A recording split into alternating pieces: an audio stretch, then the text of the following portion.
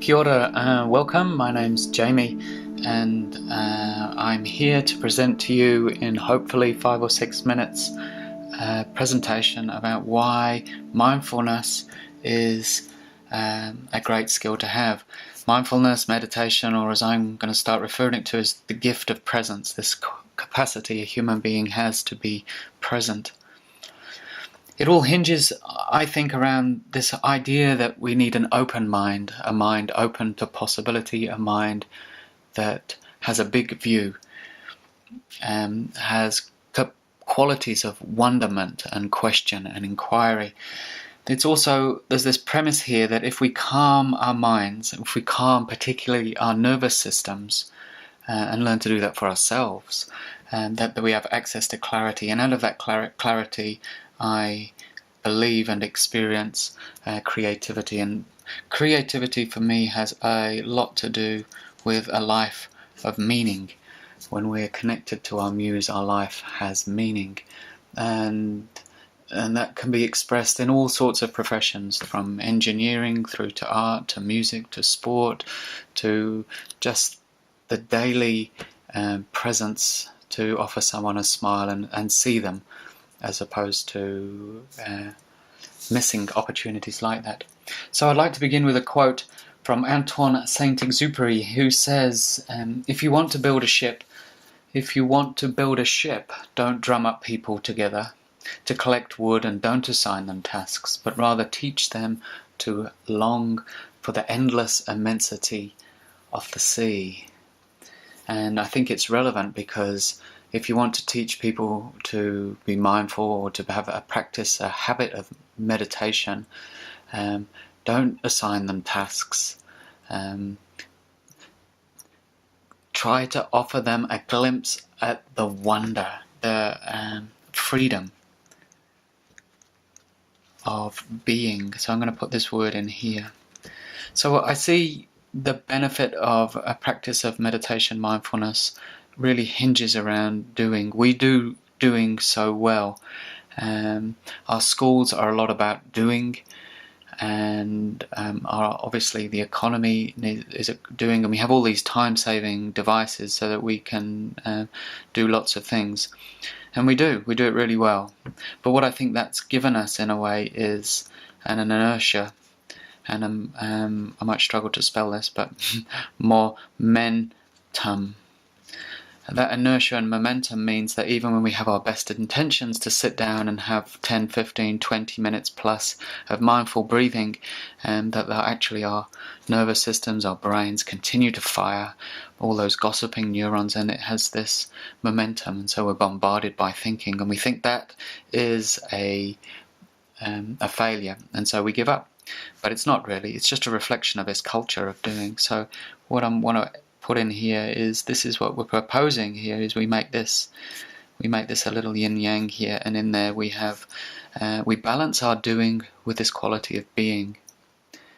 And just at this moment I invite us all just to stop, because I think for many of us meditation, our lives don't have the time for it, but if we could just introduce the pause, it would make a huge difference. So as we pause, we feel our ground underneath us, whether we're sitting on a chair, standing at the desk.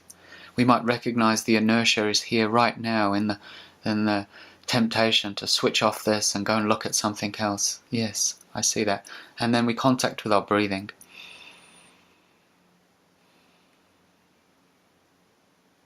I like the idea of 3 full breaths. And I feel empowered in that process because I'm reclaiming my life from the busyness. And I think there's a real hunger to do that. So a teaching friend of mine called Tarchin Hearn talks about living in this continuum of profoundly nourishing ease. Now I think that's a worthwhile apprenticeship. So this nourishing ease. Now that would be exciting. I can imagine a day at school where we're going to learn how to rest in a continuum of nourishing ease, and it's starting to happen, believe it or not. And in there is a quality of alertness, We're not asleep. It's not sleep. And discernment. And discernment is all about noticing, getting interested in the breath. It's not just some boring task. There's discernment, an ability to look and inquire and wonder. Okay, so the summary of all this really is that mindfulness, the gift of presence, allows us to live here, right on the point of the cresting wave of life. And that's an exciting place to be, because it's unknown and it's unknowable, because it's in constant change. It's also exciting, and I imagine it's also for some quite fearful place. But this is it, and this is the point I want to bring forth in this piece here, is that this is what matters. And if we're not here for this, then we're not really here for our lives. We're lost in the past, or we're imagining the future. And in this cresting wave, this ever fresh cresting wave is everything, really. It's the sum total of all our patterns and proclivities. Proclivities being the stuff we inherit from our parents, our culture, and sometimes we don't even notice them, but it's the things, our habitual ways of reacting. Our patterns in here, it's our ancestors, it's the story of the earth itself as it manifests in our senses. And so this wave is forming all the time into this present moment. And mindfulness gives us the capacity to live here, right on the cresting wave.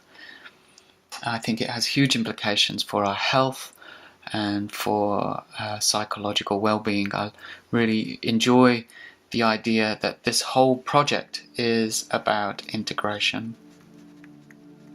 That it is about, to use a phrase by Parker Palmer, living divided no more. That we can learn to embrace the fullness of who we are. And that integration can also mean we're integrating the body, the mind, this mysterious aspect of soul and our feelings and emotions. We can integrate the nervous system and the whole piece functioning as one. That's what we're on about, to live divided no more. So that's it. That's our introduction. There are going to be a number of videos to follow where I'm going to explore a practice of mindfulness. I'm going to talk about informal practice and formal practice. I'd like to look at the power of compassion and a few other pieces if you care to stay tuned. In summary, mindfulness gives us the capacity to respond as opposed to react. And that's a beautiful gift for the world, and particularly our children, to have that embodied. Great. See you next time. Thank you.